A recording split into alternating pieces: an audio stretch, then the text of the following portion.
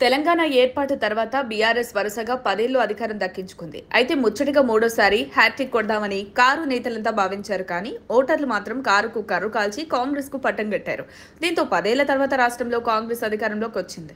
ఇక ఆ తర్వాత కంటోన్మెంట్ స్థానాన్ని సైతం దక్కించుకుంది. అయితే 2025లో మాగంటి గోపీనాథ్ అనారోగ్యంతో మరణించడంతో ఉప ఎన్నిక అనివార్యమైంది. నవీన్ యాదవ్ ఫ్యామిలీకి జూబ్లీహిల్స్ నియోజకవర్గంలో గట్టి పట్టుండడంతో ఆయనకు పోటీ చేసే అవకాశం కాంగ్రెస్ కల్పించింది. అక్కడ బీఆర్ఎస్ పార్టీ సెంటిమెంట్ రీత్యా మాగంటి సతీమణికి టికెట్ ఇచ్చింది. కానీ అప్పటికే 2 సార్లు ఓటమి పాలైన నవీన్ యాదవ్ కు ఇప్పుడు ఎంఐఎం సహా బీసీ నేతల ఐక్యత, తలసాని లాంటి కొందరు బీఆర్ఎస్ నేతల మద్దతు ఇవ్వడంతో ఈసారి పరిస్థితి ఆయనకు అనుకూలంగా మారింది.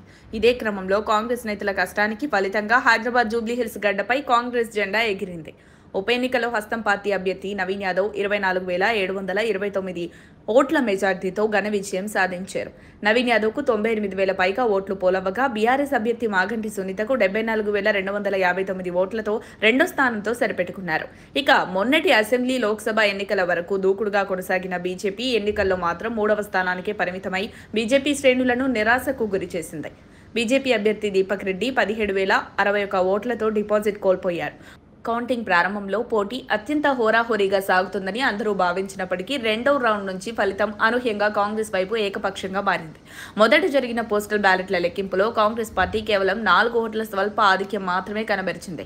కీలకమైన షేక్పేట్ ప్రాంతానికి సంబంధించిన తొలి ఈవీఎం కౌంటింగ్ లో కూడా కాంగ్రెస్ ఆశించిన భారీ మెజార్టీ రాలేదు.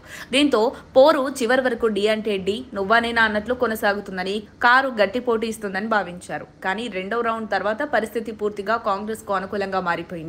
తొలి రౌండ్ లో 47 ఓట్ల స్వల్ప ఆధిక్యం కనబరిచిన నవీన్ యాదవ్ ఆ తర్వాత ఏ రౌండ్ లోనూ వెనుదిరిగి చూడలేదు. ప్రతి రౌండ్ లోనూ దూసుకు వెళ్లిపోయారు. ముఖ్యంగా బీఆర్ఎస్ పార్టీ బలంగా ఉన్న, ఎక్కువ ఓట్లు వస్తాయని అంచనా వేసిన ప్రాంతాల్లోనూ కాంగ్రెస్ అభ్యర్థి నవీన్ యాదవ్ స్పష్టమైన ఆధిక్యాన్ని ప్రదర్శించారు. దీంతో ప్రతి రౌండ్ లోనూ కాంగ్రెస్ కు 3,000కు పైగా ఓట్ల మెజార్టీ సాధిస్తూ వెళ్లారు.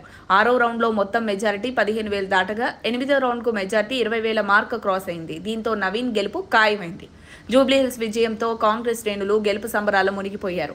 మంత్రులు, ఎమ్మెల్యేలు స్వీట్లు పంచుకుని హర్షం వ్యక్తం చేశారు. ఇక విజయం అనంతరం నవీన్ యాదవ్ మాట్లాడుతూ, నాపై ఎంత తప్పుడు ప్రచారం చేసినా ప్రజలు కారు నేతలకు గూబ గుయ్యమనేలా తీర్పునిచ్చారని చెప్పారు. జూబ్లీహిల్స్ ప్రజలకు కృతజ్ఞతలు. నేను కక్షపూరిత రాజకీయాలు చేయను. అంతా కలిసి పనిచేద్దాం. అధిక నిధులు తీసుకొచ్చి జూబ్లీహిల్స్ ను మరింత అభివృద్ధి చేస్తా. అభివృద్ధే ఎజెండాగా పనిచేస్తాం. జూబ్లీహిల్స్ ను రోల్ మోడల్ నియోజకవర్గంగా తీర్చిదిద్దుతా అని మాట్లాడారు. మరిన్ని అప్డేట్స్ కోసం మా కాయ్ టీవీని సబ్స్క్రైబ్ చేసుకోండి. మా వీడియో కనుక మీకు నచ్చినట్లయితే లైక్ చేయండి, షేర్ చేయండి. మీ విలువైన అభిప్రాయాలను కామెంట్ బాక్స్లో తెలియజేయండి.